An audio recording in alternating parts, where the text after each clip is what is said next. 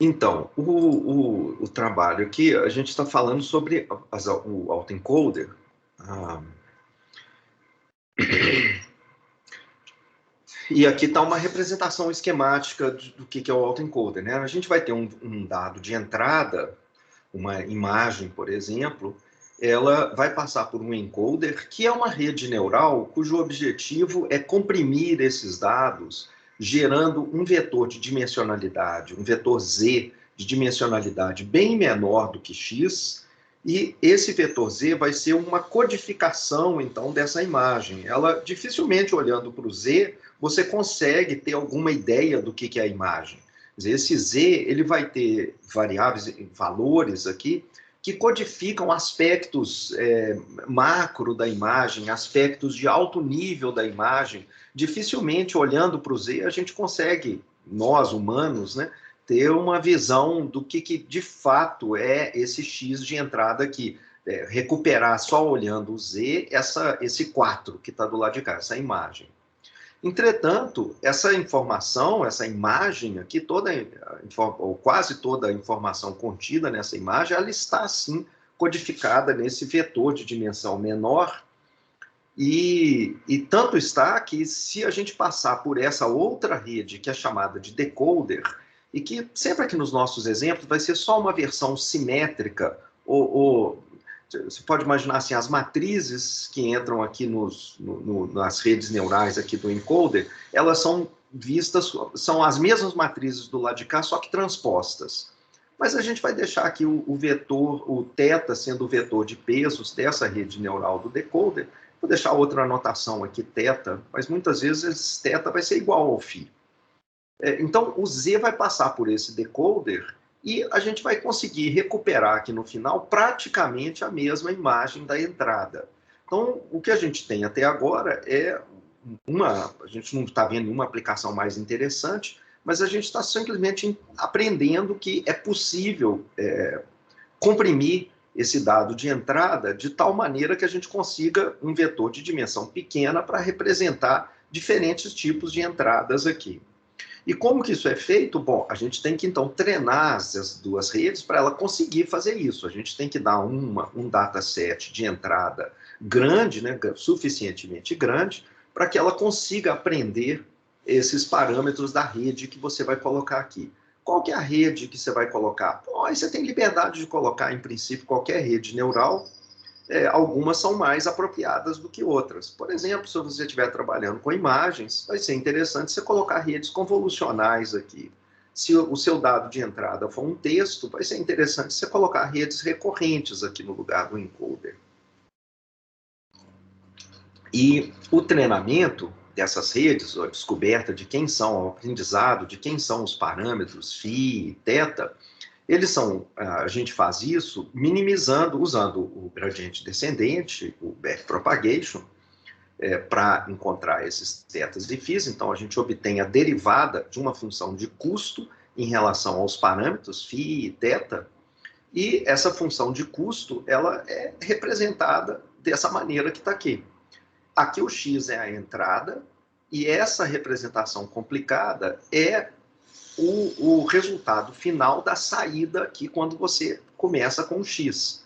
Então, você passa o x por essa rede, então, basicamente, você está aplicando essa função, essa transformação g de φ, que, na verdade, é a transformação, é a saída final da sua rede, né?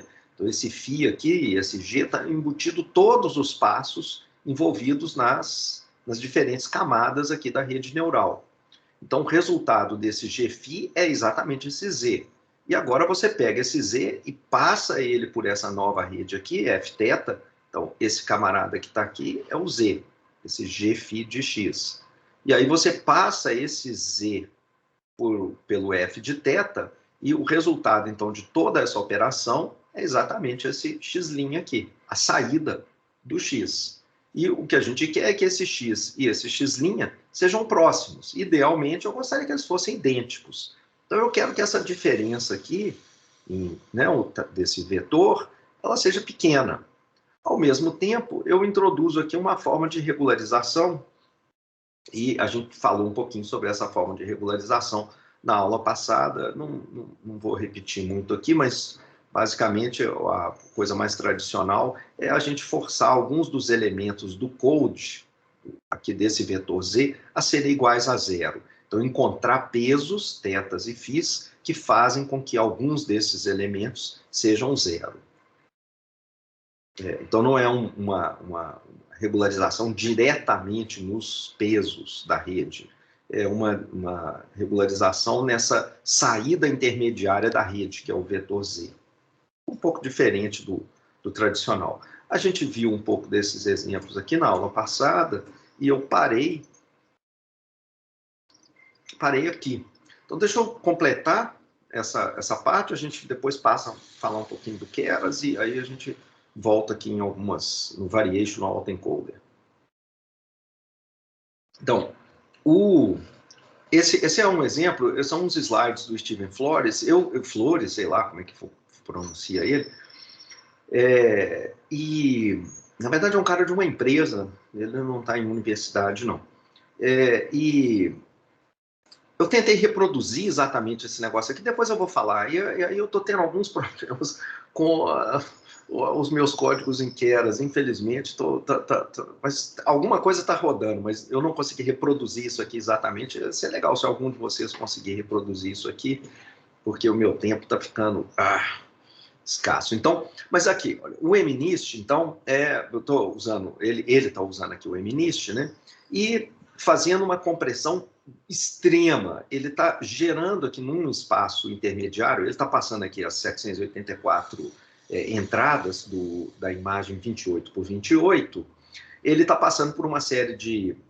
Ele está usando redes fully connected, tá? Não é nem convolucionais. Então, aqui com 500 neurônios aqui nessa camada intermediária, depois 250 do lado de cá, e aí só 2 aqui. Então, reduzindo de 250 para 2 na camada aqui. Então, o code Z, ele é formado por Z1, Z2, um vetor bidimensional.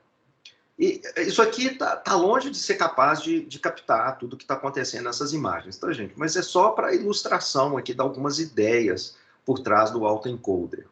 Então, é uma compressão extrema. Você está pegando uma imagem de 784 e reduzindo ela para 2 números.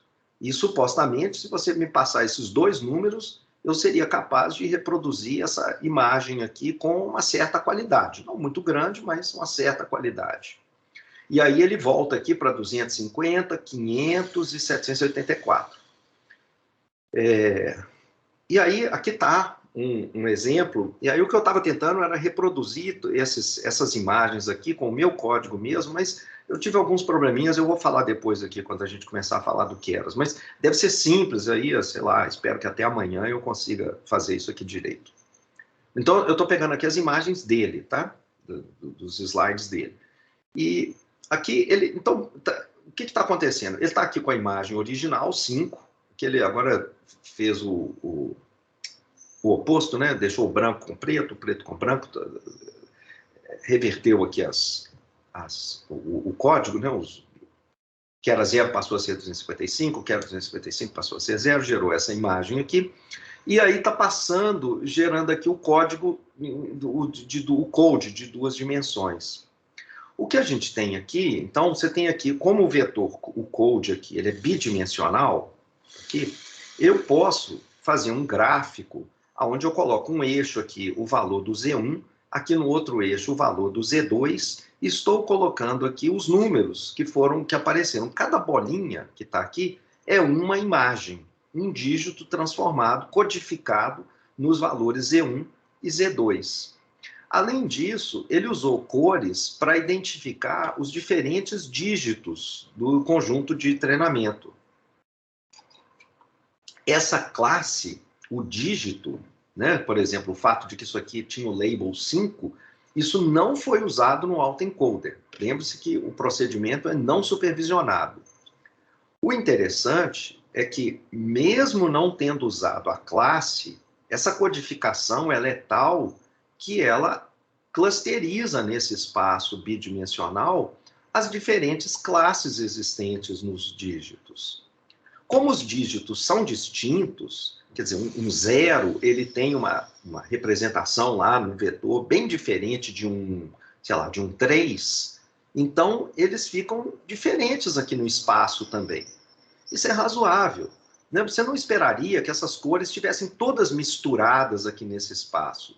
Por que elas não podem estar misturadas? Ué, porque se você me der o Z1 e o Z2, e se o autoencoder for de qualidade razoável, se eu estiver conseguindo reproduzir o dígito de entrada, como os dígitos são muito diferentes, eu deveria ter posições diferentes aqui nesse espaço para representar dígitos que são parecidos.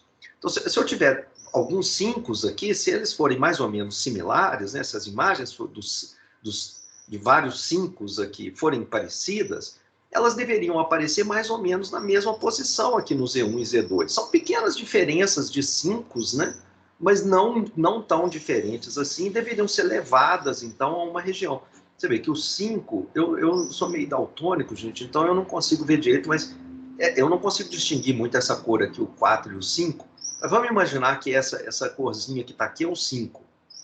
Então, se essa corzinha aqui meio verdezinha é o 5, o que a gente está vendo é que tem um tanto de vermelhos aqui por cima, né? Mas eles estão aqui por dentro, mais ou menos numa mesma região.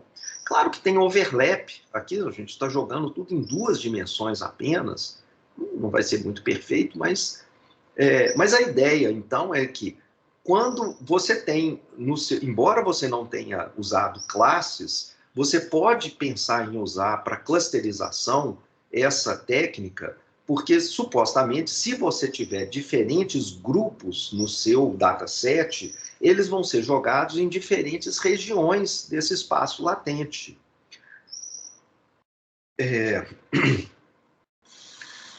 Então, aqui, por exemplo, se você, inclusive agora, selecionar um ponto arbitrariamente nessa região aqui do espaço latente, do Z1, Z2, por exemplo, esse ponto preto que está aqui, que não corresponde a nenhuma imagem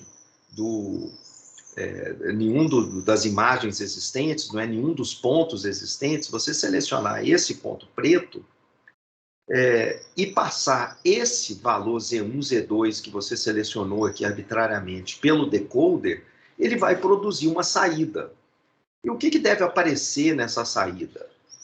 Será que é um 7 aproximado? Quer dizer, porque esse ponto preto ele está próximo aqui dessa região aqui dessa massa de pontos aqui, que se você olhar aqui na legenda são os setes. Então, se a gente selecionar esse ponto preto e passar pelo decoder, o que deve aparecer lá na saída, talvez, eu espero, se Deus for grande, né, que não seja uma coisa muito diferente de um 7. Se eu tivesse selecionado um ponto preto bem aqui dentro, no meio desses outros, eu esperaria um 7 lá na saída. Aqui, como, na verdade, não apareceu nenhum 7 desenhado na minha base exatamente nessa posição, ela está meio isolada, né? Não teve nenhum outro dígito aparecendo aqui. Eu não sei exatamente se o que vai aparecer lá do outro lado vai ser um 7.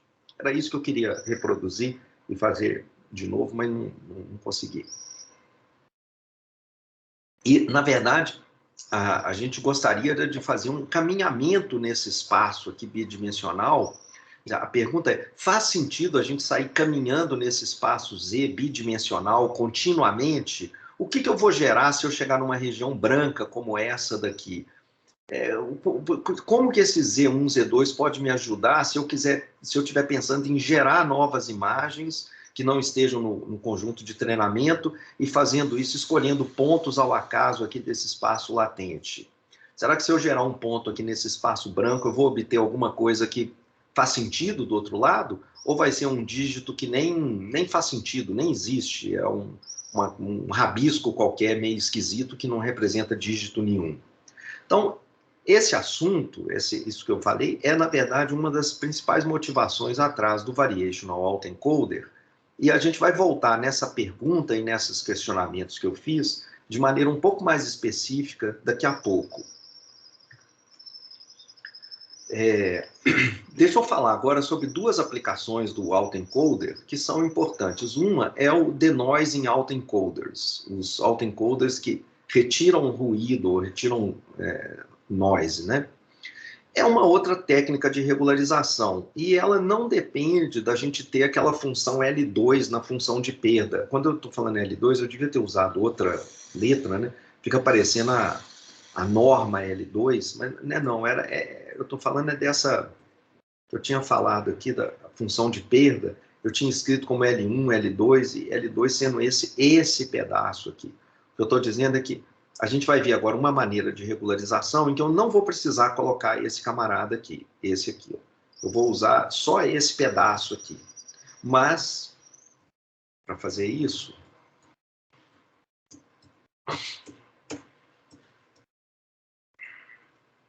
eu vou fazer o seguinte. Primeiro, para que eu quero fazer isso? A ideia é evitar que uma rede muito complexa ela possa aprender a função identidade, né? De identidade. Função identidade.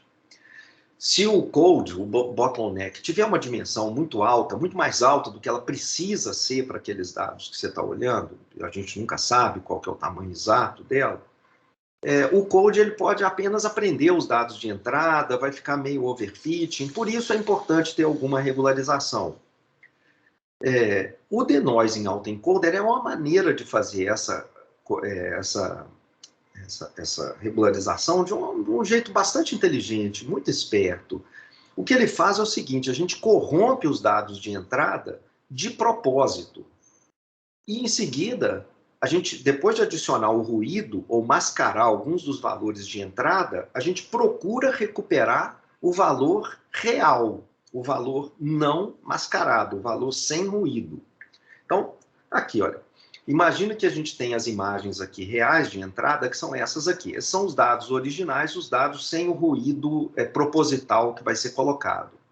Eu vou criar um novo conjunto de dados, um novo conjunto de treinamento que vai ser formado por esse X-til aqui. Cada um desses X-til é uma das imagens do banco original corrompida por esse ruído epsilon que está aqui. O que é o ruído epsilon? É um vetor de tamanho igual ao vetor x, e em cada posição eu coloco, por exemplo, um número. Como é imagem, né? Se eu estiver fazendo imagens entre 0 e 1, eu tenho que somar alguma coisa que também fique entre 0 e 1. Mas soma algum ruído aqui, um ruído gaussiano, qualquer coisa similar a isso, gerando, então, essas imagens corrompidas aqui embaixo. Essas imagens são basicamente a imagem, acho que não está exatamente igual, não, né? Não está emparelhado aqui, não. Né? Mas, por exemplo, esse 5, vamos supor que esse 5 tenha sido transformado nesse 5 aqui. Esse 9 foi transformado nesse 9 aqui. Esse 4 foi transformado nesse 4. Esse 9 nesse 9 aqui. E assim por diante. Está deslocado aqui. O final aqui ficou meio deslocado. Então, não, é porque essas imagens de baixo elas estão menorzinhas, né? Porque as de cima, por isso que ficou deslocado. Então, a ideia é, pega essa imagem original, soma um ruído nela, gerando um input ruidoso, passa o ruído, essa imagem ruidosa pelo encoder, não a original. Professor. Ruidosa. Oi? Tá sobrando um 7 no final, mas deu para entender bem. Pois é, por isso, é porque essas imagens de baixo, elas estão menorzinhas do que as de cima, e desemparelharam. Então, passa esse 4 ruidoso pelo encoder, cria o code da imagem ruidosa, passa o code pelo decoder e obtém uma saída. Só que a saída que eu quero obter não é uma saída similar à entrada ruidosa. Eu quero que ela seja igual ou mais próxima possível da saída sem ruído, o input original, que não foi passado pelo encoder aqui e pelo decoder. Nem no treinamento, nem aqui depois no uso prático dele, né? Então... Oi? Eu tenho duas dúvidas rápidas a respeito daquilo. Pode a falar. Primeira é só mesmo para confirmar. Esse noise, esse ruído que é passado, ele é aleatório ou ele é o mesmo para todas as imagens? Você vai ver, daqui a pouco a gente vai querer fazer até um ruído estruturado. Mas, por enquanto, você imagina que é completamente aleatório. Você gera um ruído 0,1, gaussiano, 0,1, 0,1 ou com alguma variância, né? Para cada pixel aqui da imagem. Então, por enquanto, vamos imaginar que seja só isso. Uma segunda dúvida rápida que eu tinha era a seguinte, só para confirmar também, como agora a entrada ela já é mais diferente da saída, Então essas redes, o encoder e decoder, ela passam a ter estruturas não simétricas, mas... Não, não, não. Vai ter uma estrutura simétrica, sim. Espera um minutinho aqui para você ver. Ok. Porque o que eu quero é porque a comparação, ela não, no treinamento, a comparação entre dessa daqui não vai ser feita com essa daqui. Eu quero fazer ela com essa daqui. E aí, agora eu até entendi a sua pergunta. E aí é até curiosa, interessante. Mas não, a gente continua fazendo ela simétrica, viu? É Frederico, né, que eu acho que está perguntando. Isso. Mas é interessante, porque será que vale a pena fazer? É interessante, não tinha pensado nisso. Mas então, a gente gera o ruído, soma o input, gerando esse x-til, e agora a função de perda é essa daqui, olha, é o x, observa que não é o x, o original, não o x-til, o com ruído.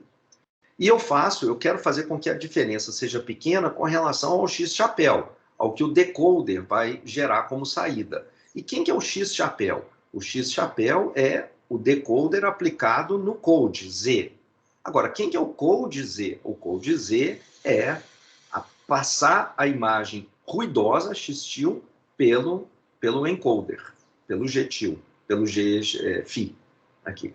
Então, é essa função de perda que a gente vai colocar lá no código. A gente vai encontrar pesos, θ e φ, que façam com que essa diferença aqui seja pequena. E aí, está aqui o... Deixa eu olhar aqui. Esse é o do Code. Eu peguei isso direto lá do Keras. Você vê aqui que a imagem, ele está fazendo ela simétrica, tá vendo?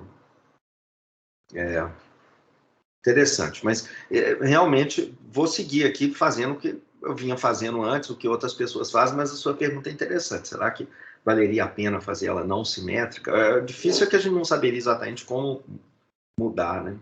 Mas, bom, o resultado, então, é esse daqui. Olha. Aqui está a imagem ruidosa, aqui estão as imagens recuperadas agora. E eu não devia ter colocado aqui a imagem original, né, também, para comparar, mas dá para ver que ele conseguiu realmente limpar o ruído que estava aparecendo aqui na imagem. Né?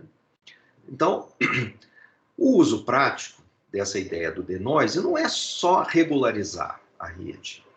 A regularização é legal, é bacana, mas existem outros usos interessantes. Ao invés de somar um ruído completamente aleatório, a gente pode somar um ruído estruturado. A imagem observada é a imagem desejada e mais esse ruído estruturado que a gente vai colocar. O que é esse ruído estruturado? Está aqui o exemplo típico. Está aqui o exemplo típico disso. Os autoencoders, eles são usados, por exemplo, parece que ainda são usados aí, para retirar essas, como é que chama? Watermarks, como é que chama, gente? Marca d'água? Marca d'água, isso. Para retirar as marcas d'água. Então, o que você está querendo? Você tem como é que a gente faz isso aí? Esse é um projeto, está lá no GitHub, se alguém quiser reproduzir, né? Mas a ideia é tirar esse cara aqui, esse Get Images, quer dizer, esse é um banco de imagens comercial e você tem que pagar para ter acesso a essas imagens bonitas aqui.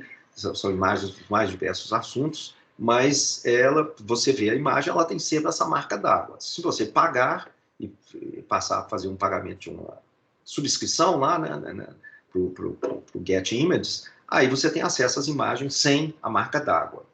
Bom, se você quiser tirar a marca d'água, você pode fazer isso, tem várias pessoas que fazem isso, né? Como é que você faz isso? Você faz um projeto em que você faz o seguinte: primeiro você pega uma base de fotos, por exemplo, fotos suas mesmo, fotos que você pega públicas de algum lugar e que não tenham a marca d'água. Vamos chamar isso aqui de X. As imagens, você pega lá um dataset grande de imagens. Aí em cada uma dessas imagens, você adiciona a watermark como elas são encontradas na base que você está querendo. Por exemplo, você quer tirar a marca d'água desse cara aqui, que é esse fotógrafo. Ele é maravilhoso, ele tem um dataset lindo, você quer as imagens dele e você não quer pagar o dinheiro para ele. Você não devia fazer isso não, viu, gente? Devia pagar pelo trabalho alheio. Mas vamos supor que por uma boa razão, uma boa causa, que a gente sempre consegue achar, se a gente tiver um pouquinho de imaginação, você encontra alguma justificativa moral para ir lá e tirar a marca d'água desse sujeito aqui. Aí, o que você faz? Você põe a marca d'água dele nas suas imagens, nas muitas imagens que você tem. O objetivo é reproduzir as imagens que você tem do seu banco sem a marca d'água que você mesmo colocou em cima. Então, se for essa marca d'água, você põe ela. Se for essa outra aqui, você põe ela. Eu não sei, em geral, fica mais legal se você pegar um tipo rodar uma rede autoencoder para cada tipo de marca d'água, né? Geralmente, as empresas, elas têm... Então, o Get Images aparece, às vezes, ou assim, ou então ele aparece assim, com esse iStock aqui, que aparece misturado, né, em várias posições da imagem. Mas aí você forma, então, a base de imagens em pares, o X sem a marca d'água, o X-Til com a marca d'água, e aí treina os autoencoders para recuperar o X a partir do X-Til. Aqui tem vários outros projetos, parece que isso ficou bastante popular, tem bastante gente tentando tirar a marca d'água e não pagar os pobres dos fotógrafos. Os jornalistas estão ficando sem emprego, os fotógrafos também. Aqui é um problema de inpainting. O inpainting também, já existem maneiras até mais interessantes de fazer inpainting usando as GANs, que a gente vai ver a partir da semana que vem. Professor. Oi. Deixa eu fazer uma pergunta aqui para o senhor, por gentileza. Se conhece a imagem a priori? Ou seja, como é que é possível eu retirar ruído, retirar marca d'água a partir da imagem com a marca d'água e com o ruído, se eu não conheço a imagem original a priori? É isso que eu estou falando aqui. No primeiro ponto, você vai pegar uma base de fotos sem a marca d'água, e essa base de fotos é provavelmente sua. E não por exemplo, você quer tirar do fotógrafo. Você não tem as imagens originais do fotógrafo. Exatamente. É isso que você está querendo pegar. Então você pega as imagens suas ou da internet, que eu digo, né? Imagens que não têm essa marca d'água do fotógrafo. Por exemplo, existem bases públicas de fotografias. Existem fotografias que você pode ter. Se você está fazendo esse estudo, é porque você, de alguma maneira, coleciona fotos ou tem um bando de fotos. Então, você tem um dataset lá qualquer que não tem a marca d'água do fotógrafo. Você pega essas imagens suas, digamos, ou que você pegou, que são públicas da internet, e você coloca a marca d'água do fotógrafo nela. Entendeu? Entendi. Aí você tem, então, agora uma base formada por imagens sem a marca d'água e a mesma imagem com a marca d'água. E você vai treinar a sua rede para elas aprender a recuperar a imagem sem marca d'água. No futuro, o que vai acontecer? Você vai passar essa imagem aqui do fotógrafo lá para a sua rede, que aprendeu a tirar essa marca d'água. Então, quando você passar essa imagem aqui, ele vai tirar fora, né, da melhor maneira possível, ele vai tirar fora essa marca d'água. Entendi, professor. Obrigado. A gente pode interromper a qualquer momento, não tem nenhum problema. Professor, então, suponhando que você acha uma rede perfeita em tempo de treino, aí você quer pegar, você quer falir os fotógrafos e quer usar em tempo de inferência. Aí como que você monitora? É pela loss? Tipo assim, se suponha que ficou automático, aí por 2 meses eu fiquei olhando todo dia, e tava bom, eu deixei lá. Aí teria como monitorar pela loss ou tem algum ponto de probabilidade de confiança que a rede solta? Não, no futuro, se você estiver colocando ela em produção, você, como o seu colega aqui que acabou de perguntar, você não tem a imagem original. Sim, sim. Então você não tem como checar se a rede... Por que a rede, por exemplo, Vamos supor que, como você falou, que ela funciona perfeitamente. Em tempo de treino. Funcionou maravilhosamente. Você põe ela em funcionamento. Você põe lá num site qualquer seu, tem um aplicativo, os usuários começam a usar, está todo mundo achando incrível. Só que, suponhamos que você tenha treinado a sua rede com imagens de natureza, como essa daqui. Então você treinou, a sua rede está muito boa para tirar essa marca d'água e reproduzir muito bem as imagens de natureza. Aí, de repente, os seus usuários começam a usar o negócio de repente, começam a aparecer fotografias com essa marca d'água também, mas são imagens, sei lá, de rosto de pessoas. Entendi. E aí, pode ser que a sua rede já não funcione tão bem. Porque ela estava reproduzindo muito bem, tirando a marca d'água e reproduzindo, e aprendeu a fazer isso com imagens de natureza. Imagem de rosto, é possível que tenha aspectos diferentes. Eu não sou especializado em imagens, eu não saberia dizer exatamente, mas eu imagino que a rede pode degradar nesse ponto e começar, tira a marca d'água, mas não recupera tão bem a sua imagem, porque você não usou isso no seu treinamento, esse tipo de imagem de rosto. Entendi. Obrigada, professor. Faz sentido. Uma outra aplicação possível para essa mesma ideia, é interessante como é que a ideia é simples assim, depois vão aparecendo as aplicações super legais, né? É a do inpainting, que como eu falei, já tem, eu acho que no autoencoder já não é mais tão usado para inpainting assim, por causa das GANs que apareceram, e a gente vai ver depois essa outra aplicação, mas em princípio a ideia é muito parecida, só que em vez de você jogar uma marca d'água aqui em cima, o que você faz é colocar uma mancha parecida com as manchas que apareceriam nas imagens reais. Então, você gostaria de retirar... Então, primeiro, as manchas elas têm que ter uma certa estrutura, né, para ele aprender que, por exemplo, que tem... O que aconteceria? Vamos supor, a coisa clássica. Eu quero tirar o meu ex-namorado, eu não quero mais que ele apareça na foto. Então, eu vou lá na minha foto, faço uma mancha branca similar a essa aqui, faço um círculo e falo assim, né, pinta de branco tudo que está lá dentro, e agora eu quero a nova imagem na praia, onde eu estava, naquele lugar paradisíaco, mas sem a lembrança daquele mau caráter que já se foi no passado e que eu não quero mais. Beleza. A gente teria que treinar, então, o seguinte, quando eu colocar manchas brancas aqui na imagem, eu quero que ele recupere a imagem original. Então, está aqui a imagem original, né, digamos assim, a imagem... quer dizer, eu tenho que fazer ele aprender a preencher essa imagem para recuperar a imagem original. Então, eu chego num tanto de imagem que não tem a mancha branca. É a mesma coisa que a gente falou aqui anteriormente, a pergunta daquele seu outro colega, né? Quero imagens sem o namorado. Não só sem o namorado, né? Mas assim, imagens perfeitas que não tem manchas brancas nem nada.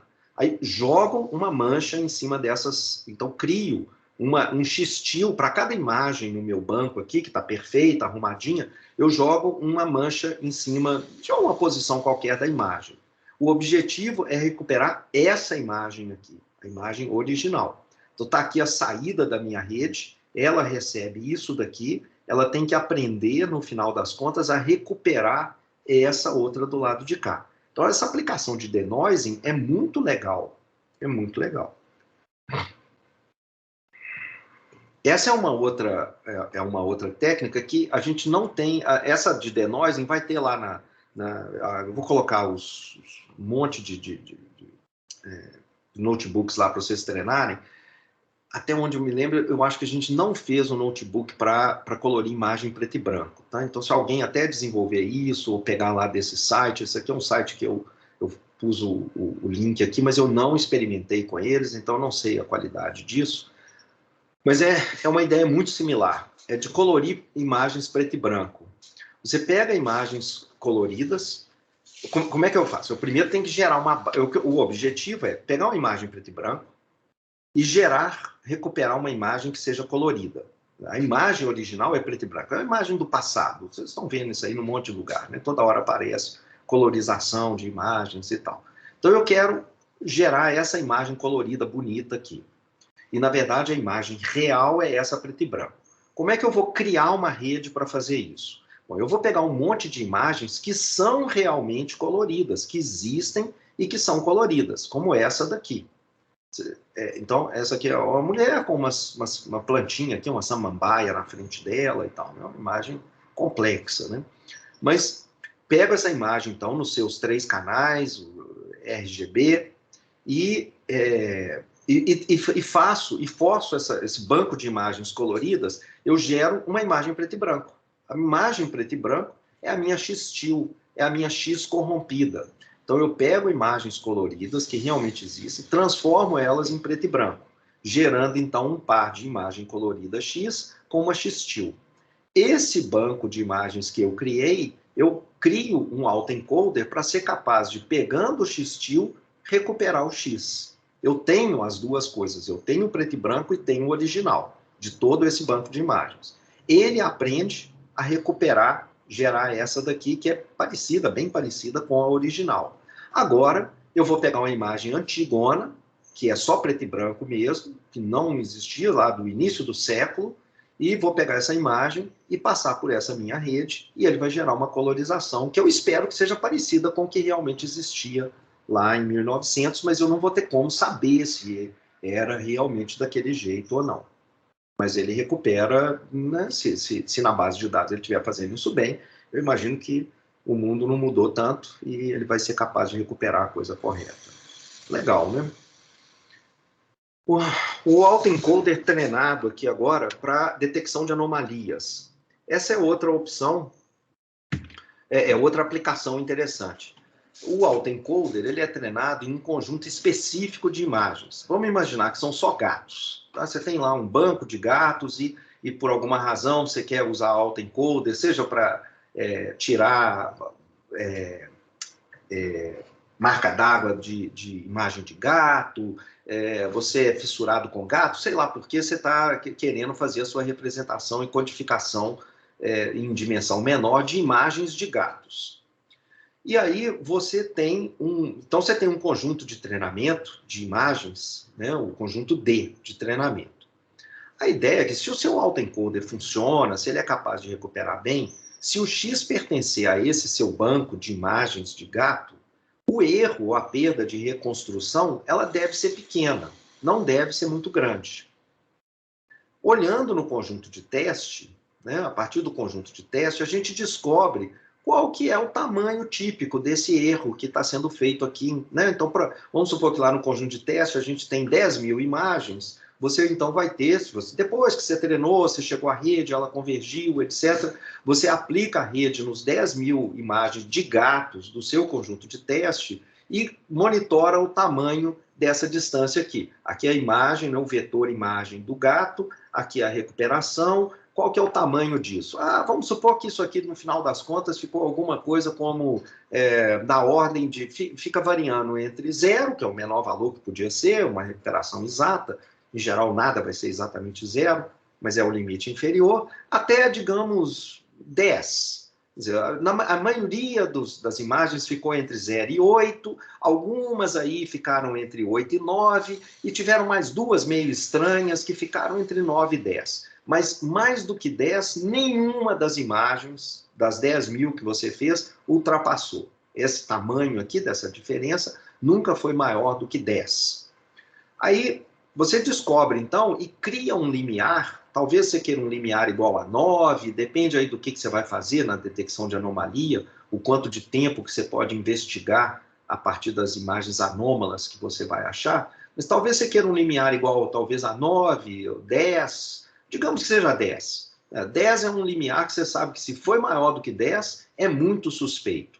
Por que é muito suspeito? Porque quando você treinou, quando você passou pelo teste as 10.000 imagens de gato, nenhuma delas foi maior do que 10. Todas ficaram praticamente abaixo de 8, umas poucas entre 8 e 9, e 2 ou 3 ficaram entre 9 e 10. Mas mais do que 10, muito, muito raro. Então, o que acontece quando você tem uma imagem que não pertence ao seu conjunto, um conjunto de imagens de gato? Digamos que agora aqui não é um gato, é uma paisagem de montanhas, a sua imagem. O seu erro de reconstrução, ele deve ser grande. Não quer dizer que vai ser. Não é líquido e certo que será grande. Pode ser que ele também seja capaz de recuperar bem paisagens de imagens, embora ele tenha sido treinado só com gatos. Mas a gente supõe que se tiver uma imagem agora que seja muito diferente da imagem de gato no meio da sua aplicação lá, da sua produção, é possível que na hora que você olhar a sua reconstrução, a diferença entre a imagem real e a reconstrução seja grande. E aí, com isso, por exemplo, o que é grande? Maior do que o tal do limiar 10 que você fixou. E com isso você conseguiria, então, identificar uma imagem que seja uma anomalia. Se for maior do que 10, separa a imagem e você vai dar uma olhada para ver se tem alguma coisa estranha que está sendo fornecida lá no seu no seu sistema. Alguma coisa que deveria ser gato, a pessoa está fornecendo uma imagem que não é de gato. Então, essa seria uma possibilidade de você usar também os autoencoders aqui para detecção de anomalias. Bom, como os autoencoders são uma das aplicações fundamentais, é compactação, eles são bons mesmo para compactar imagens, por exemplo, eu posso esquecer o JPEG? Não. A resposta aqui é que, na verdade, eles não são muito bons na compactação de dados. Para compactação de imagens, é muito difícil você conseguir treinar um autoencoder que faça um trabalho melhor do que o JPEG, em termos de compactação, em termos de realmente reduzir tremendamente e depois você conseguir voltar para a imagem original. Normalmente, a única maneira de você conseguir que os autoencoders sejam melhores do que um JPEG, no sentido de ser mais eficiente na compactação, é se você restringir a um tipo muito específico de imagem. Por exemplo, pega imagens nas quais o JPEG não faz um bom trabalho. Para esse conjunto de imagens, aí você treina um autoencoder para esse tipo de imagem, talvez ele fique melhor do que o JPEG. Então, o fato é que os autoencoders, eles acabam sendo muito data specific, eles são muito ligados à base de dados que você está fornecendo. Se você fornecer imagens um pouco diferentes daquelas das bases de dados, ele geralmente não consegue recuperar muito bem. Por isso, inclusive, essa aplicação aqui de detecção de anomalia. Então, eles acabam ficando sendo um método assim, que não é muito prático para problemas de compactação de dados. Assim, você tem que usar os autoencoders só em dados que são semelhantes àqueles que foram usados no treino. Tornar os autoencoders mais gerais, que sejam capazes de generalizar e conseguir recuperar imagens, por exemplo, muito distintas das que você usou no treinamento, para vários tipos de objetos, situações, contextos, etc., acaba sendo muito trabalhoso, muito difícil. Pode ser que no futuro a gente tenha mudanças com relação a isso, mas a gente já tem outras técnicas agora que são mais capazes de fazer esse tipo de generalização aqui, de fazer uma compactação que seja bastante mais geral. Deixa eu só mostrar mais um exemplo antes da gente passar para o código. De novo lá, os slides daquele mesmo cara, do Steven Flores, que eu achei aí pela internet. Ele pega uma base de dados que é bastante famosa, a Celeba. Ela é um dataset com imagens de faces de celebridades. E, de novo, é um banco de dados público, né? E a gente treina aqui um autoencoder para comprimir as imagens, e aqui está a estrutura da rede, os diversos, um conjunto de camadas convolucionais aqui, até que termina aqui com uma camada com 100 neurônios. O último pedaço aqui, ele é totalmente conectado, fully connected, tipo MLP, e aí ele volta aqui de maneira simétrica, vocês veem aqui nos diversos pedaços, até a imagem final. Só um segundo, gente. Pode falar. Hein? Tá ok, obrigado, Rodrigo. Valeu. Então, aqui então está a reconstrução dessas faces. O resultado, ele não é nenhuma maravilha, não. Tá? Então, aqui, o que está acontecendo? Essa imagem aqui, as imagens que estão assim à esquerda, né, nas colunas de números ímpares, são as imagens originais. A que está na coluna do lado, então a coluna 2, é a recuperação das imagens que estão na coluna 1.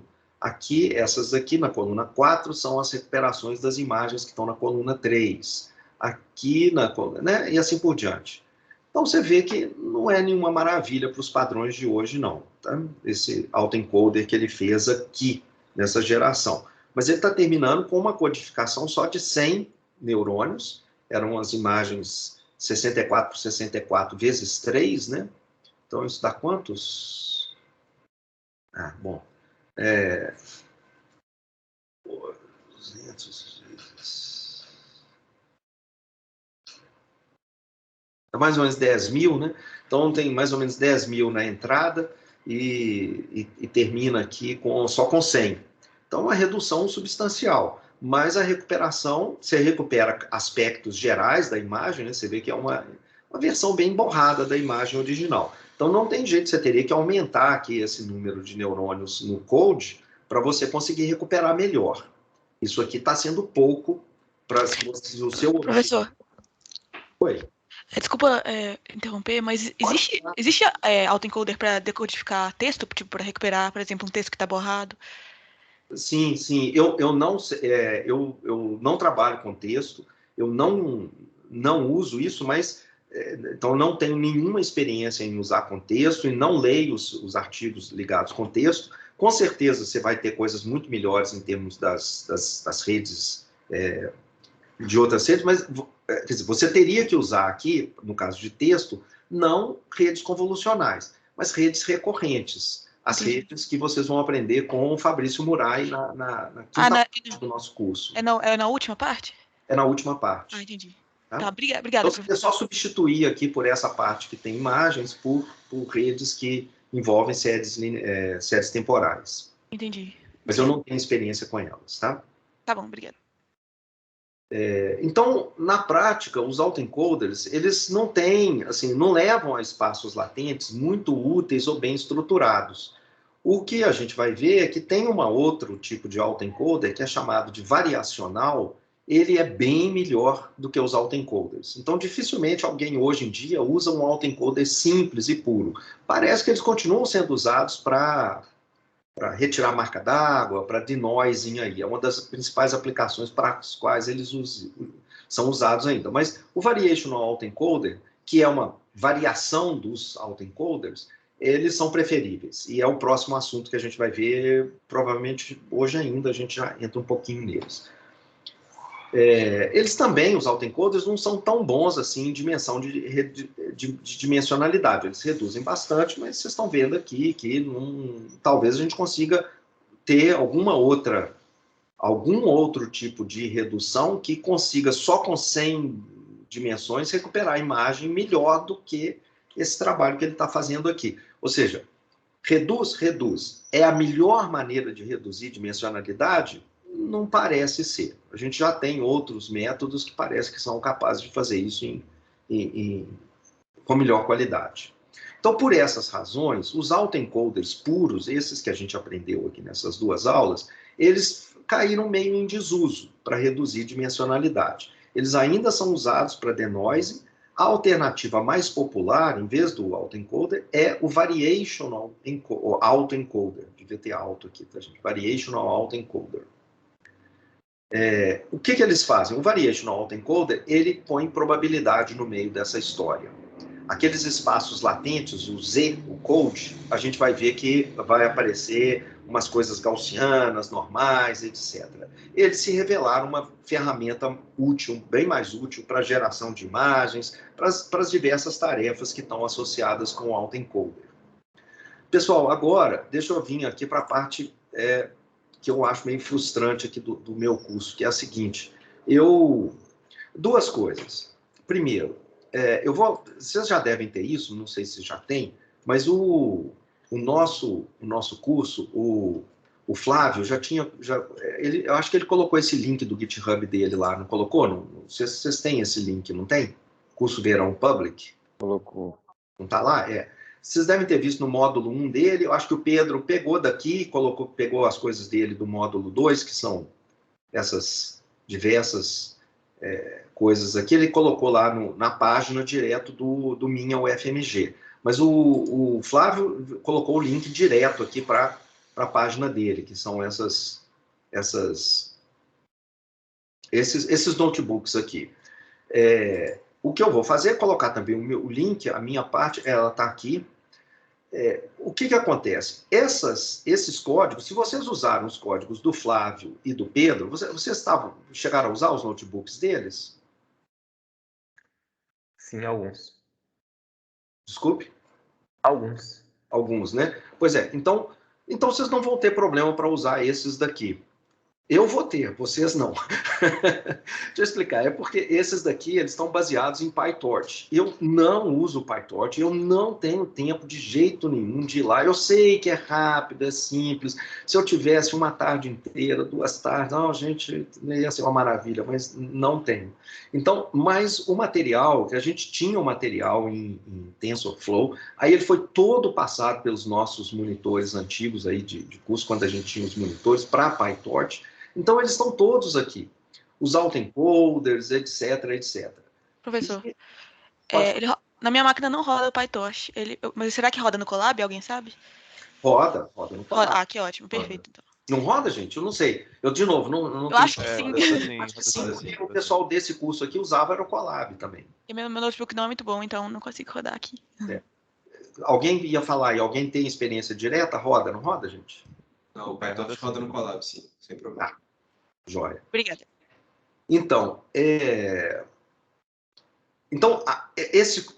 tem muita coisa aqui, como vocês estão vendo, olha, em geral tem esqueçam esse primeiro aqui, que é de componente principal, e em geral é o seguinte, você tem aqui, então tá aqui o notebook número 1, com o autoencoder linear, é o autoencoder fully connected, tá, gente? Depois vem aqui o autoencoder convolucional, tá vendo? Em geral, com bases de dados que fazem parte já do TensorFlow, do PyTorch. Então, as bases de dados clássicas, FashionMNIST, MNIST, etc. E aqui está esses notebooks são de todos essa minha semana aqui. Então, a gente tem o autoencoder linear, depois convolucional, o denoising autoencoder, e sempre eles estão em pares. Existe aqui um notebook com pontos que ficam em aberto para você preencher, para você completar. Tá vendo aqui, por exemplo? Olha, tá aqui esse pedacinho, aí esse pedaço aqui é para você preencher. Você deve, e aqui está a atividade prática, como é que você tem que preencher. E tem o gabarito. Então, se tiver algum pedacinho que você não estiver conseguindo entender, não conseguiu achar na internet, etc., não precisa gastar tempos demais, não. Você vai lá, abre o gabarito, é simplesmente uma reprodução idêntica ao todo o texto, só que aquelas partes que estavam para você fazer, elas estão completas aqui. Então, você vê a solução, uma solução, né, para o problema. Então, a gente tem aqui denoising, sparse autoencoder, que aí é com regularização, o variational autoencoder, que é esse nosso próximo assunto, traditional GANs, convolutional GANs, e aí várias outras, least squares GANs, conditional GANs, que são os assuntos que a gente vai ver ainda nas próximas 2 semanas. Então, eu fico meio assim... como é que eu vou falar? Com a consciência mais tranquila, sabendo que está tudo aqui, pelo menos em PyTorch, que eu não sei usar, mas que espero que vocês tenham usado aí nas primeiras 2 partes do curso com meus colegas mais inteligentes, e aí vocês vão estar sabendo usar isso daqui. O meu objetivo... Professor, foi a Carol que fez, né? Se foi ela que fez, só confia, gente. Ela é top, né? Muito legal. Muito legal. Né? Mas os outros monitores também são muito bons, viu, gente? A parte inicial aqui, por exemplo, eu acho que foi... Aliás, essas partes aqui, ela trabalhou a partir dos códigos que o Hugo tinha gerado para a gente. O Hugo também... cara, essa é a coisa bacana, a gente está no DCC, gente. A gente sempre trabalha com aluno mais inteligente que a gente. É muito legal. Mas saudades do laboratório. Pois é. Isso é triste, né? Vocês estão aí... A gente está aí há 2 anos sem saber o que é o ambiente da UFMG, da universidade. Sim, a Carol ela era minha orientadora da iniciação científica, saudades. Bom, mas é isso, tá, gente? Tá aqui esse material. E aí o que eu estava querendo, minha ilusão, né? Aquela ilusão constante, que era de usar o Keras. Eu vou fazer o seguinte, eu fiz aqui um material, só que quando eu comecei a rodar o Keras com o autoencoder, começou a dar errado, e eu não consigo descobrir exatamente o que é que eu estou fazendo de errado. Já tentei olhar, é um código antigo que eu tinha, que rodava, e agora não está rodando direito. Minha solução aqui dos autoencoders está ficando muito ruim, não está legal, não está igual estava antes. Então, eu não... Isso que você está falando aqui, como assim não está legal? Olha aqui, tá bacana, não está não tá razoável? Pois é, mas eu não estou conseguindo gerar isso. Quando eu rodo de novo, não sai assim. Esse é o meu código antigo. E agora tem algum erro a mais que eu estou fazendo, na versão nova do Keras que saiu, que não está rodando. Então, eu estou triste com isso, porque eu acho que o Keras é muito legal, é muito simples, só que eu não consegui descobrir os erros. O que eu vou fazer é colocar, e nem vou gastar mais tempo aqui agora, eu vou colocar lá na página do curso a parte do Keras que eu fiz cadê o tutorial? Não está aqui. Eu fiz um tutorial usando não é esse. Eu fiz um tutorial usando o Keras e eu não estou achando ele aqui, não sei onde que eu pus.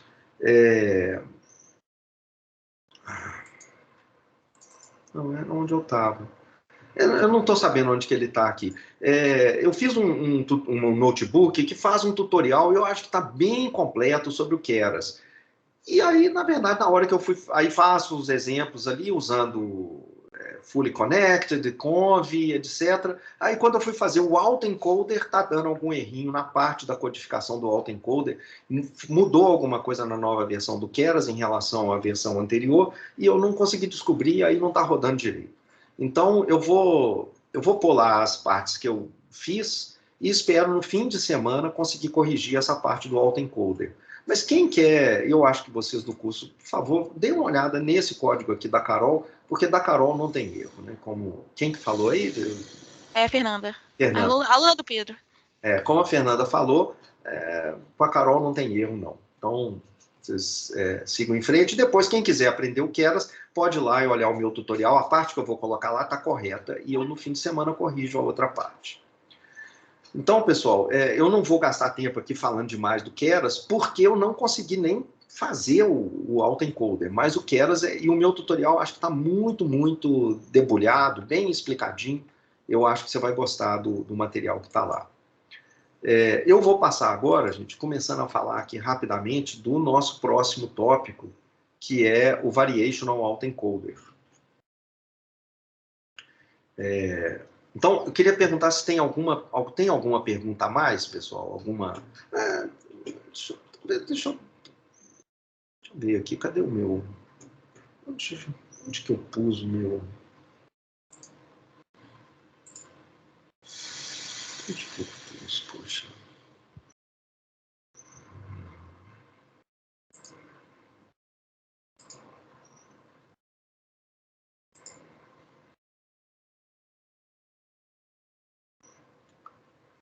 Que coisa.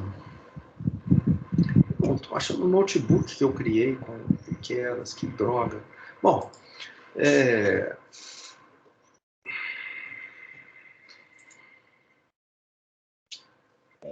Professor, diga. só uma dúvida no caso. Aqui. No caso, por exemplo, lá daquele exemplo que o senhor deu lá com a base de dados lá das celebridades lá, que ele não conseguiu recuperar muito bem aquela arquitetura lá de autoencoder. De alguma forma ali, seria possível, no caso, teria alguma relação lá da qualidade na recuperação com a rede em si, sem ser assim, descartando, por exemplo, fixando o code lá, o tamanho do code, e só focando tanto no encoder quanto no decoder, ele melhorar, alterar alguma coisa, daria para melhorar mais ainda? Com certeza, se você aumentar o tamanho do code e trabalhar ali com redes diferentes, você conseguiria melhorar a qualidade, sim, da recuperação. O problema... Eu digo se manter fixo o code, o tamanho, e tentar melhorar, no caso, só a parte da arquitetura mesmo, mas mantendo o tamanho do code fixo. É possível, é difícil responder, assim, mas, em geral, o efeito é maior se você simplesmente aumentar o tamanho do code. Mas, sim, você pode... por exemplo, se você usar... vamos pensar, eu fiz um trabalho usando um code de tamanho 100, mas usei... Para imagens, usei redes Fully Connected, MLPs. Não é tão boa. É possível que com a mesma quantidade de pesos, né, de tamanho de rede, se você usar uma série de camadas convolucionais, é bem possível que você tenha um resultado melhor, se você está trabalhando com imagens, do que mesmo mantendo o code do mesmo tamanho, né?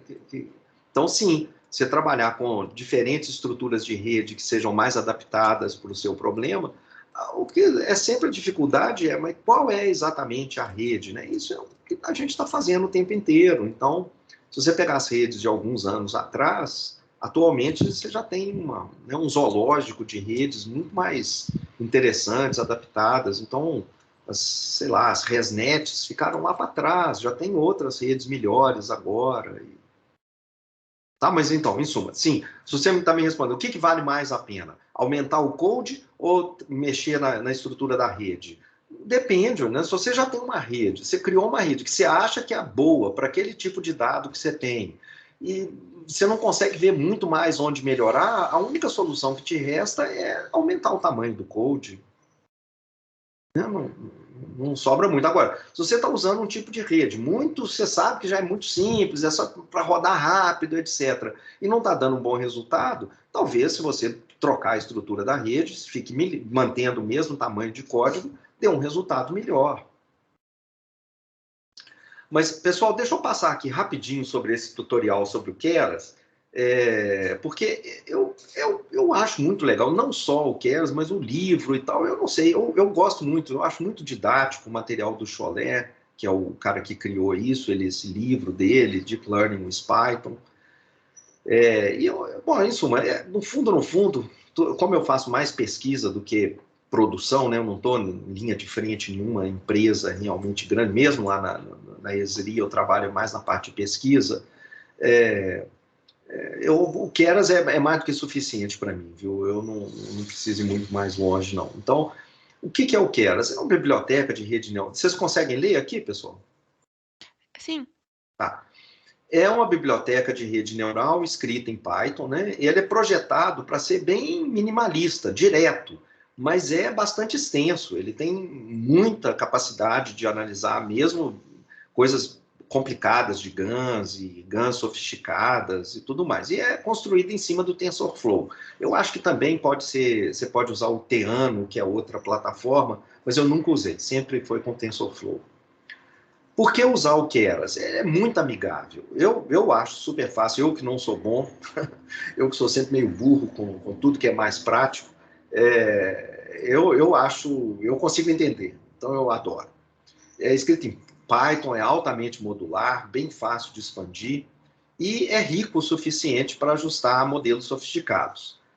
Como é que é feita uma análise típica com Keras? A gente tem esses passos aqui, ó, são 8 passos. Vocês estão conseguindo ler ou está muito pequenininho, hein, gente? Professor, eu sou bem cega e eu tô lendo. Eu tenho astigmatismo. Deixa eu aumentar aqui, pronto. Ó, a gente tem esses passos. A gente primeiro especifica a arquitetura do modelo, descrevendo as diferentes camadas, as funções de ativação, etc. Aí você carrega e processa os dados, né? Você filtra, seleciona as informações, etc. Depois divide os dados em conjunto de dados de treinamento e teste, né? Depois compila o modelo, que você especificou ali no passo 1. Para isso a gente vai escolher qual que é a função de perda que você vai querer usar, qual que é o otimizador, você vai querer usar Adam, qual que é exatamente, só o backpropagation tradicional, stochastic gradient descent, aqui a gente especifica isso. Depois a gente ajusta os parâmetros do modelo, da rede neural, prevê resultados para valor desconhecido, avalia o modelo com base nos erros de previsão, usando os dados de teste, e você pode congelar a rede neural que você tem, modificar, escolher uma nova rede, e se você estiver satisfeito com os resultados que você tem, você pode salvar o modelo ajustado para fins de previsão futura. Então, vamos lá. Vamos entrar um pouquinho mais de detalhes agora. A estrutura do Keras. A API dele pode ser dividida em 3 categorias principais. O model, layer e módulos principais. Aqui, olha, esse desenho é bem legal e representa bem a estrutura aqui. Só um segundinho. Então, nessas 3 categorias, toda a rede neural, ela é representada dentro desse bloco aqui. A gente vai representar uma rede neural usando ou o sequential ou o functional. Já vou explicar as diferenças entre eles. Depois, a gente tem essa camada de layers aqui. Tá? Os layers, cada modelo do Keras, ele é uma composição de camadas, né? Porque são redes neurais. Então, ela vai ter as diferentes camadas de entrada, camada oculta, camada de saída, convolução, pooling, etc. E a gente vai precisar usar essas funções que estão aqui dentro desse bloco. A gente usa os Kera módulos, né, que são esses que estão aqui embaixo, para acessar as funções de ativação, funções de perda, função de regularização. Desculpa. Essas camadas que estão aqui, os módulos estão aqui. O modelo que está aqui, ele é composto de layers, que são esses que estão aqui, são as diferentes camadas. Convolução, recorrente, a camada, essa daqui que é a fully connected, a pooling, etc. E essas camadas, e bem como o modelo propriamente dito, eles fazem uso desses módulos núcleos aqui, os módulos cores, que são as funções que especificam otimizadores, funções de ativação, perdas, etc. Então, vamos descer um pouquinho mais de detalhes aqui, vamos entrar agora nessa caixinha aqui, então, na caixinha de módulos. Os Kera Models, eles são de dois tipos, sequencial e funcional.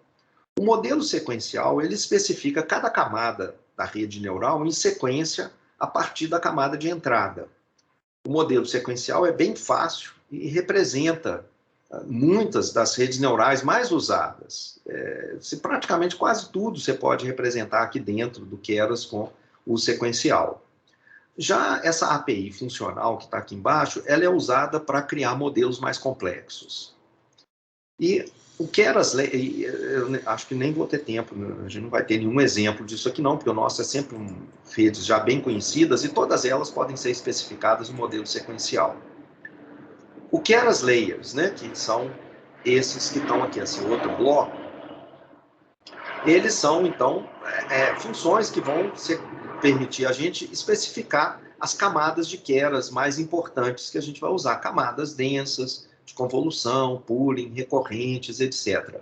Por exemplo, vamos seguir aqui com o código, vendo o exemplo clássico, o Hello World do mundo da computação, o MNIST, do Machine Learning. Cada imagem é 28 por 28, em um canal só, preto e branco, né? E ela é transformada num vetor com 784 entradas. E existem 10 classes de saída, que são os dígitos. Então, se a gente for usar duas camadas escondidas, todas duas fully connected, com 512 unidades nas camadas hidden aqui, isso não é um autoencoder, tá, gente? É só uma rede neural clássica, para classificação do MNIST. Então, o diagrama seria esse daqui. Você tem um vetor de entrada, 784 pixels, o vetor de 784, uma camada escondida com 512 nós, tudo fully connected, inteiramente conectada, uma segunda camada também fully connected e a camada de saída com 10 nós apenas, que são as 10 categorias. Como é que a gente faria isso no Keras? Então, primeiro você vai ler aqui os pacotes do Keras Models, do Keras Layers e do Keras uns Utilities aqui. A gente vai ler, então, do Models, o sequencial e o Load Model, e algumas das coisas que a gente vai precisar aqui nas camadas. Camadas densas, camadas de ativação e dropout. Então, como é que a gente faz? A gente começa instanciando o objeto que vai conter o modelo. O objeto vai ser chamado de model, muito criativo, né? A gente vai chamar o modelo de model. Aí, se você quiser olhar o que tem dentro desse objeto, model, tá aqui, você pede o vars aqui, você vai ver que tem bastante coisa, eu vou deixar para você ver depois com calma, tem bastante objetos lá dentro, mas alguns objetos importantes que a gente vai usar daqui a pouquinho. O history, o otimizador, nada disso está especificado ainda, né, claro. Então, a gente jogou aqui dentro, instanciou esse objeto, model, da classe modelo, né, e vai ser um modelo do tipo sequencial. Então, vamos agora começar a instanciar direitinho esses pedacinhos do objeto model.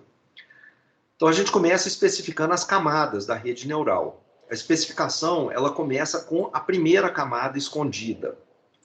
Mas e a primeira camada de entrada? Tem que falar a entrada em algum lugar, né? A gente faz isso quando estiver especificando a primeira camada escondida. A primeira coisa que a gente faz, a gente manda, ele sabe, como o modelo foi definido como sequencial, ele sabe que toda vez que a gente mandar ele adicionar alguma coisa, a gente está mandando ele adicionar camadas. A camada do encoder ou do decoder? Bom, depois a gente vê o keras para autoencoder. Por enquanto eu estou fazendo essa rede aqui, tá? Essa rede simples com a saída que é a classificação. Então, eu venho aqui e mando ele adicionar uma primeira camada. Essa primeira camada vai ser do tipo densa, fully connected. Tem a camada conv, camada densa, etc. Vamos começar com a densa. Depois tem um outro exemplo que não vai dar tempo hoje, mas é praticamente a mesma coisa para vocês verem lá com o convolucional, como é que faz. Então, a primeira camada densa com 512, lembram aqui, ó, vai ter 512 nós. A segunda também vai ter 512, mas está aqui, 512. A ativação, o tipo de ativação que vai sair dessa camada, depois que passar por elas, você passa pelo ReLU, e aqui você diz qual que é a camada de entrada.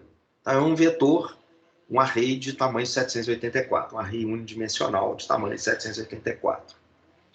Além disso, nessa camada de entrada, eu vou colocar também um dropout aqui de 20%. Dropout de 20% para evitar o overfitting. Porque eu sei que, poxa, eu estou começando com a 784 e estou tentando reduzir para 512, isso a gente sabe, o MNIST é muito simples, então provavelmente 512 já é eu já estou gastando bala demais aqui, né? Não precisa de tudo isso, posso com certeza ter menos. Então, eu já vou começar aqui com um dropout de 20%. Mas, de novo, tudo empírico aqui, né? Aí a gente passa para a segunda camada escondida agora. Na segunda camada, ela também tem 512 unidades, é completamente conectada com a primeira camada, vou usar a ativação ReLU e vou usar um dropout de 20%. Então, o que eu faço? Eu simplesmente falo, adicione mais uma camada. Então, ele vem na ordem sequencial. O primeiro que você especificou é a primeira camada. Tá?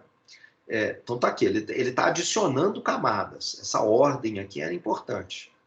E a segunda camada, então, ela vem aqui e eu especifico que ela vai ter 512 nós e a função de ativação dela é a ReLU. Então, tá aqui, vamos voltar aqui em cima. Essa daqui eu estou especificando, vai ter 512 nós aqui, com uma saída aqui ReLU, com uma ativação ReLU.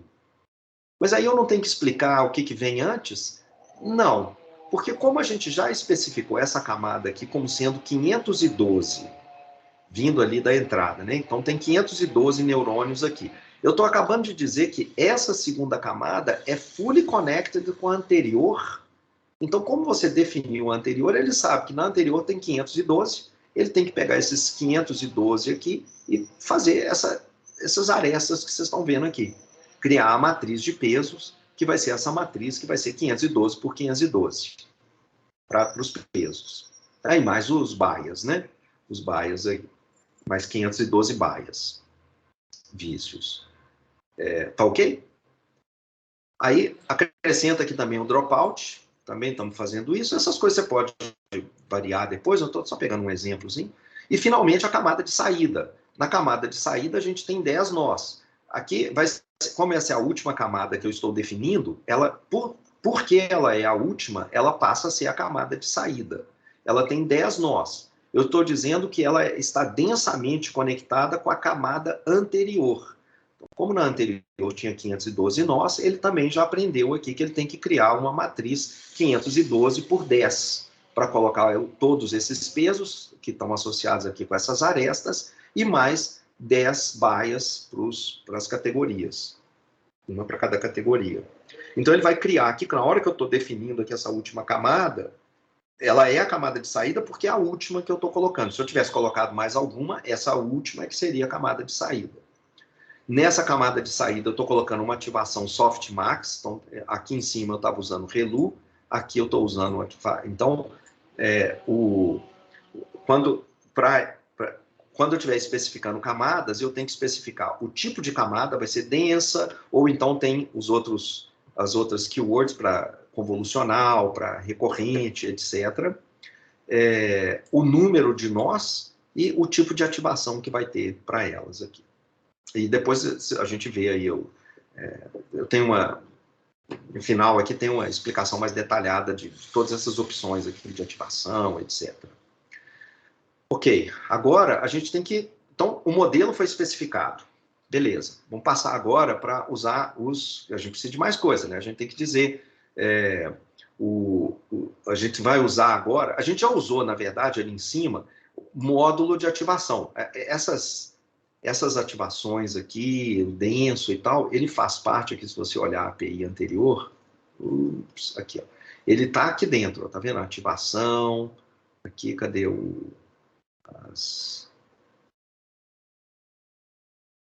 Bom, tá, eu só coloquei aqui ativação. A ativação está aqui tem um regularizador, que é o dropout, etc. Tá? Então, a gente estava usando pedaços desse negócio. Eu agora vou usar de novo esses pedaços aqui.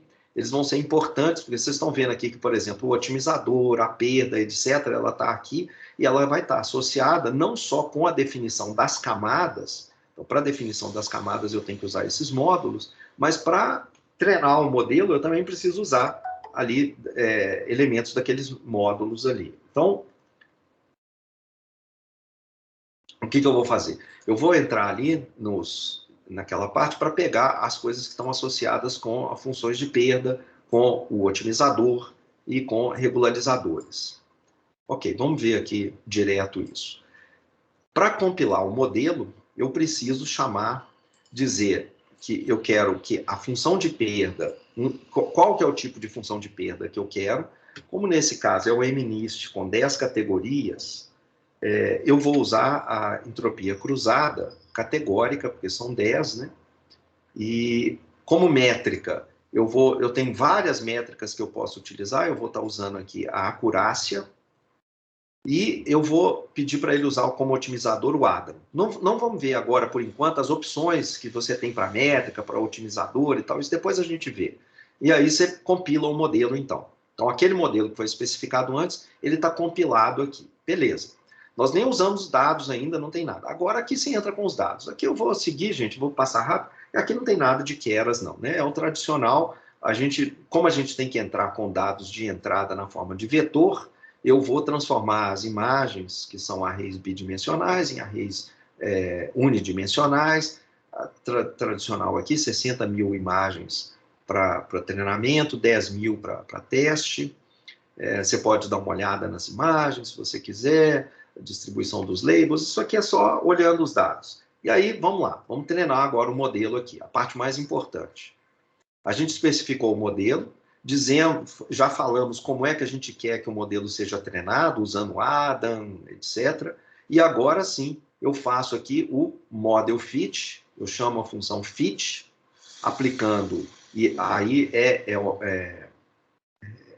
junto com o modelo, né, sequencial, que foi definido anteriormente, passo os dados de treinamento e os X nas features e as classes aqui no Y, falo qual que é o tamanho do batch, falo o número... Aqui eu coloquei só 5, gente, para rodar bem rapidinho, mas eu nem vou rodar aqui agora não, senão a gente não chega lá, tá? Então eu fiz só 5 aqui, claro que é pouco demais, mas depois você aumenta isso. Um verbose igual a 2, isso aqui é um controle da informação de saída, depois a gente vê isso aqui com um pouco mais, tá? Esse parâmetro. E os dados de validação.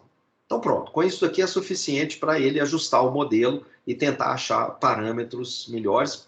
Você tem que aumentar o número de épocas aqui, isso aqui, se você olhar aqui, a acurácia praticamente até piorou, né, ao longo das 5 primeiras épocas aqui.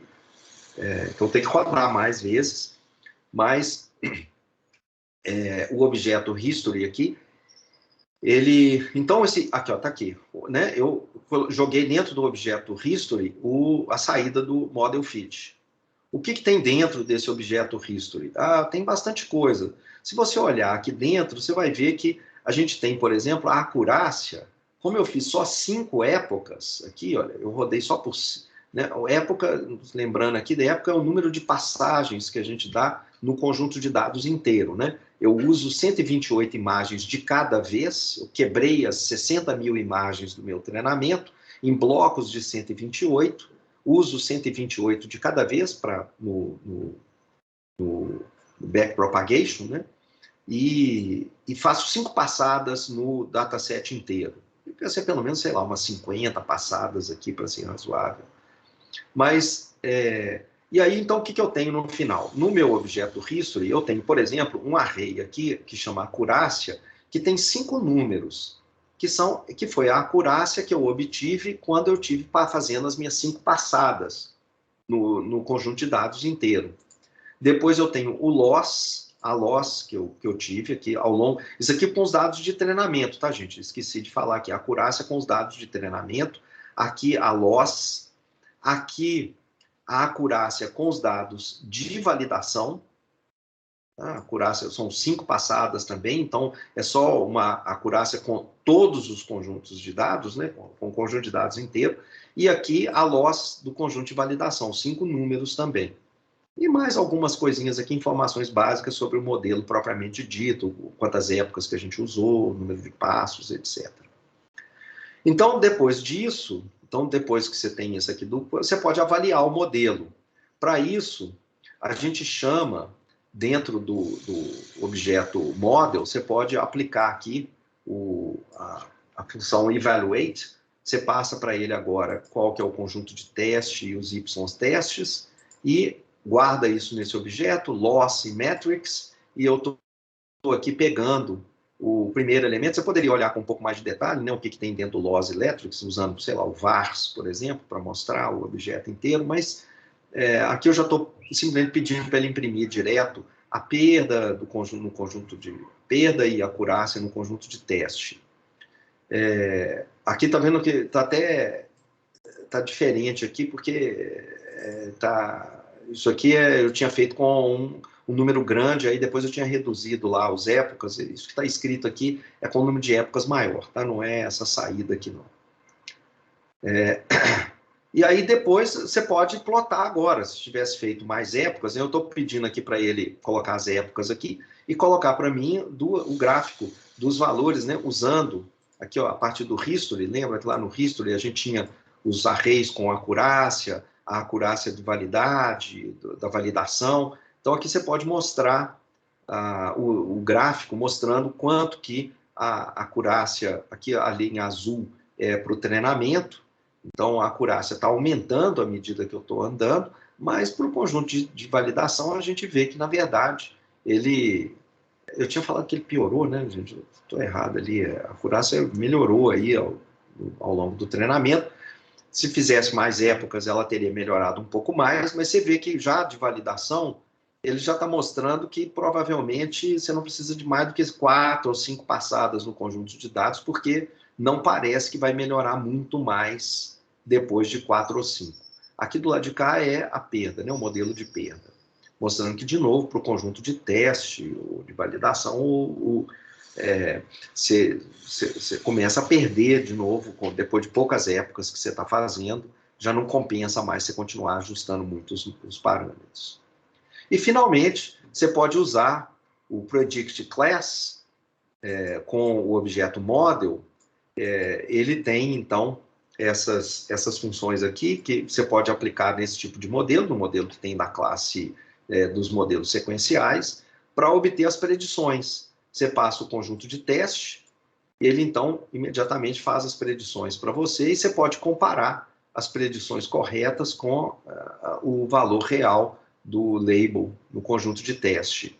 E imprime os resultados. Eu tive algum erro aqui em algum lugar, mas nem sei o que é. Depois eu vejo. Isso tinha rodado direito aqui, não sei o que foi.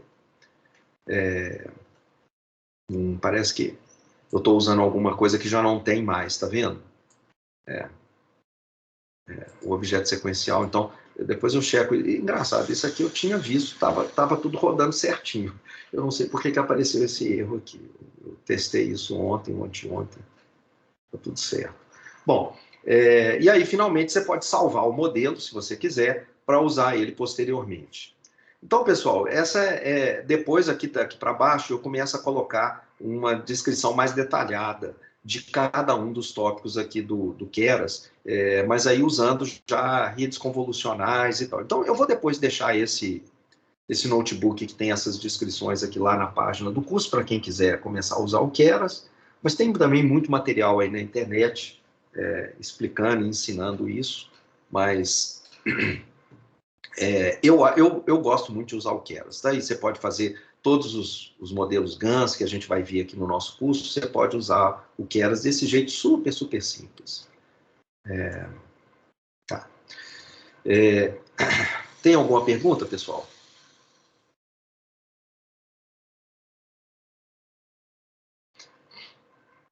Então, se não, eu vou começar aqui a fazer a apresentação do Variational Autoencoder. Vamos ver se a gente vê pelo menos a motivação para ver o Variational Autoencoder. Vamos ver se a gente consegue ver só esses primeiros slides aqui, e sem entrar diretamente no que é, de fato, o Variational Autoencoder. Só uma descrição do problema. Então, os VAIs, eles são o primeiro exemplo de modelo generativo. Lembra que o grande objetivo do nosso curso aqui é o que vem na semana que vem, a partir de quinta-feira da semana que vem, que são as GANs, as Generative Adversarial Networks, as redes generativas adversariais. As VAIs, elas são um exemplo de modelo generativo. Não é um modelo generativo adversarial, mas é um modelo generativo. O que isso significa? Esse generativo que aparece aqui, esse adjetivo, ele diz respeito à capacidade do modelo de gerar novos exemplos similares aos dados de entrada.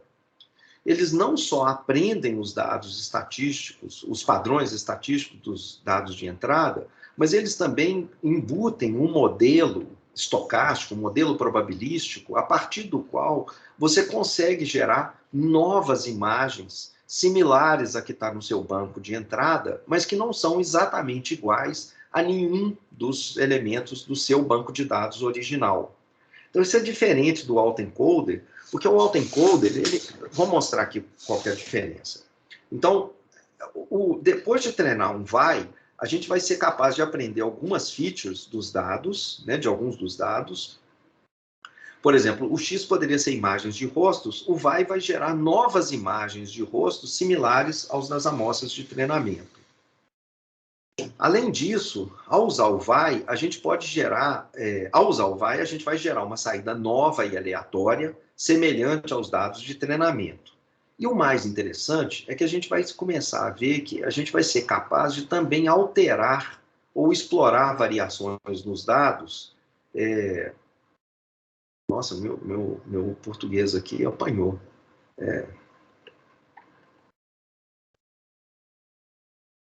Não sei nem o que eu quis dizer. Que você também vai poder alterar ou explorar variações nos dados. Nos dados que você já possui, né, você vai poder... Nossa, ficou horrível. Você vai poder alterar ou explorar variações que existem nos dados que você já possui. O que eu quero dizer com isso? Vamos supor que... a gente vai fazer isso não só de forma aleatória, mas também numa direção. O que eu quero dizer? Vamos supor que você tem imagens de pessoas, rostos de pessoas, e algumas dessas imagens a pessoa tem óculos com ela.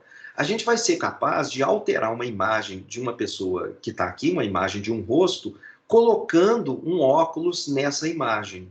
Então a gente vai conseguir gerar uma nova imagem, essa daqui seria similar a de um dado de entrada, com não exatamente igual, estão vendo aqui que tem algumas diferenças, ó. Ele tem um bigode um pouquinho mais grosso, aqui tem ligeiramente diferente, tá vendo? Tem um topetinho aqui que não está aparecendo aqui, mas principalmente a gente vai querer tentar criar essa imagem similar à do dado de entrada, mas com um óculos também.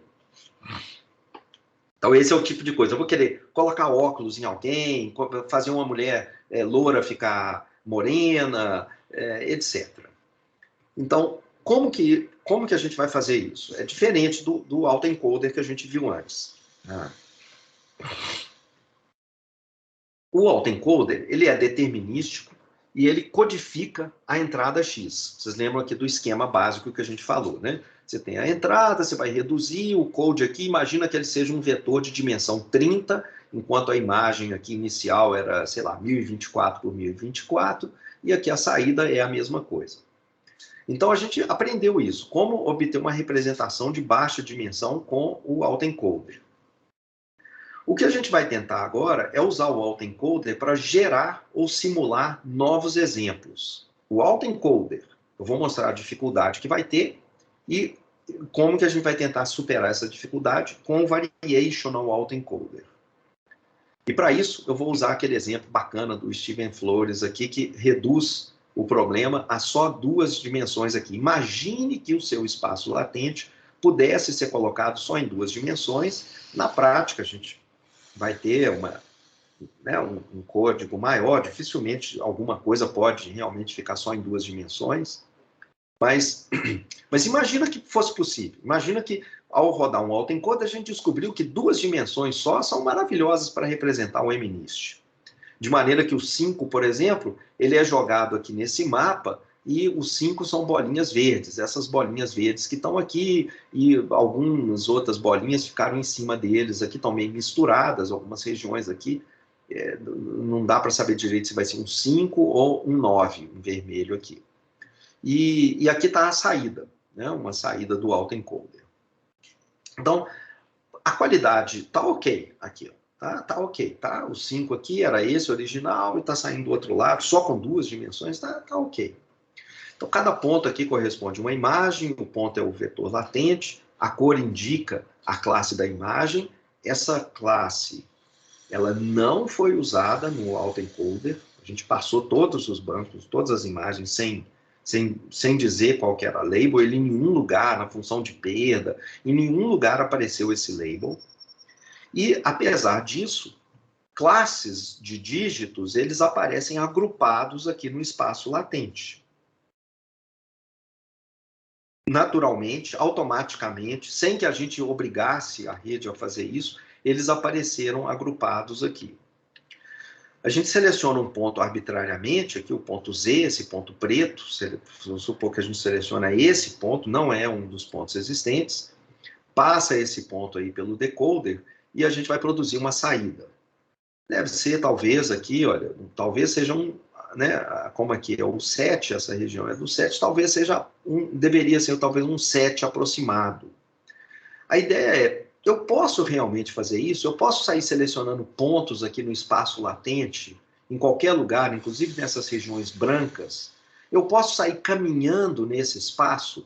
Eu posso, por exemplo, o que é essa cor aqui? Um 2. Eu vou sair de um 2, eu gostaria de sair de um 2 e chegar em um 1. Eu consigo, se eu fizer uma transferência aqui, um caminho aqui nesse espaço, chegando aqui nesse ponto, será que ao passar esses pontos que estão nessas posições brancas aqui pelo meu decoder, eu vou conseguir fazer um morphing suave, uma transformação suave que vai passando do 2 lentamente para o 1? Faz sentido eu caminhar nesse espaço? Então, no autoencoder, vamos supor que a gente joga fora a parte do encoder e se concentra só nessa parte aqui, de sair aqui do coder, do code, do espaço que está sendo gerado, e passar para o lado de cá, do decoder. Então, eu quero fazer isso daqui, quero passar um Z aqui, e escolher agora um Z aleatório naquele espaço latente. Eu já sei que o meu espaço latente ele tem dimensão 2, eu olho para os meus conjuntos de treinamento e teste, e vejo que os Zs que estão associados com essas imagens, eles estão entre menos 20 e 30, e o Z2 está entre menos 20 e 20. Então, eu gero um ponto aqui dentro desse círculo, que engloba, aqui, olha, o círculo vermelho, ele engloba mais ou menos uma boa parte dos pontos do meu conjunto de treinamento. 99% dos pontos ficaram dentro desse círculo centrado aqui na origem. Então, seleciona um ponto aqui dentro desse círculo, se você quiser diminuir um pouco o círculo e tal, mas seleciona um ponto aleatório aí dentro e passa pelo decoder. O que vai sair do outro lado? O que a gente quer? A gente gostaria de ter uma saída de qualidade. Eu quero gerar agora, eu não tenho mais as imagens reais, eu quero gerar um Z aleatório ali naquele meu code, passar pelo decoder, e eu gostaria muito, estou rezando aqui de joelhos, para que ele consiga, ao passar pelo decoder, gerar uma imagem que seja parecida com a que eu usei no meu conjunto de treinamento. Mas como esse Z é um ponto totalmente aleatório, que eu estou criando aqui dentro, que eu estou... Talvez seja, possa até ser exatamente um dos pontos gerados, mas como esse espaço é contínuo, provavelmente o Z que eu gerar aleatoriamente aqui, ele pode ser próximo de algumas dessas nuvens aqui, pode estar no meio dessas nuvens, mas não vai ser exatamente igual a nenhum desses pontos aqui. Dificilmente vai ser exatamente igual, principalmente se eu usar várias casas decimais aqui para o Z1 e para o Z2.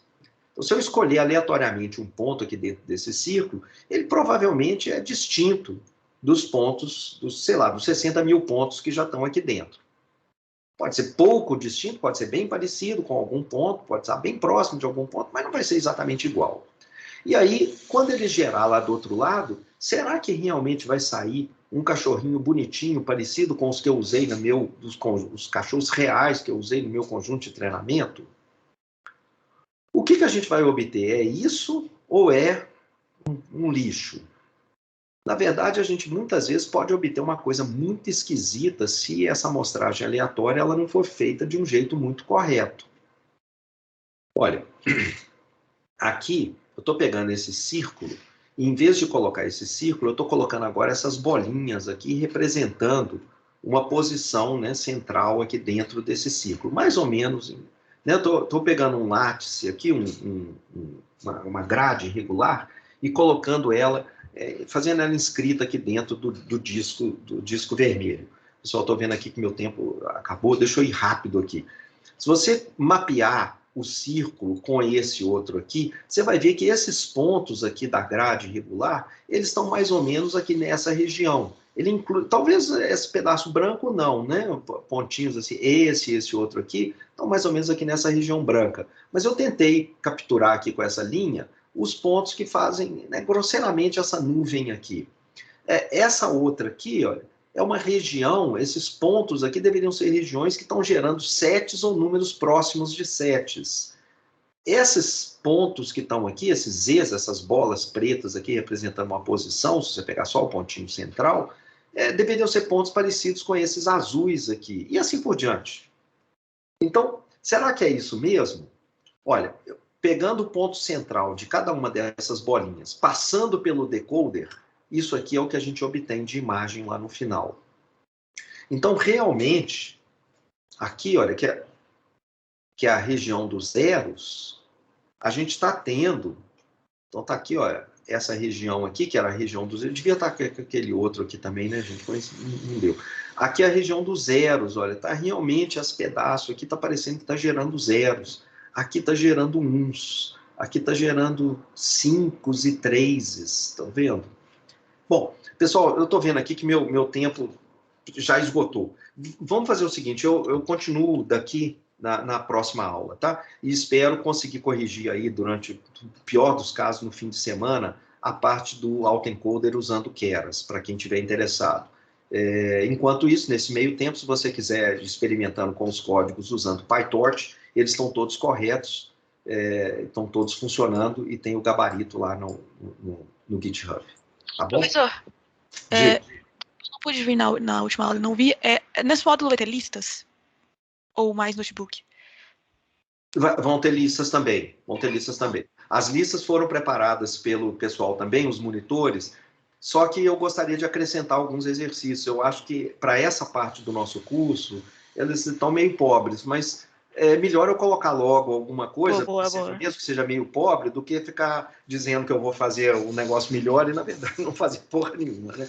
Então, eu vou fazer logo, vou colocar logo o que a gente já tem, mas se vocês tiverem paciência, eu, ao longo do período, eu posso acrescentar alguns exercícios mais para frente. Tá bom? Obrigada. Tá, beleza. Então, gente, é isso por hoje. Vamos parar por aqui.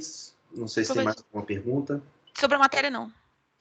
Mas vai ter FSDB semestre que vem? Tem o quê? Sobre a matéria acabou, desculpa. Sobre o quê? Sobre Fundamentos Estatísticos e Ciências de Dados 2. Você sabe se vai ter esse não sei, viu, Fernanda? Não sei. É porque falta uma matéria, eu queria tanto fazer essa. Mas eu também gostaria de dar, mas vamos ver. Tá bom, obrigada, professor. Então tá, pessoal, parar por aqui, tá? A menos que tenha mais perguntas. Se tiver, abram logo. Eu estou parando a gravação.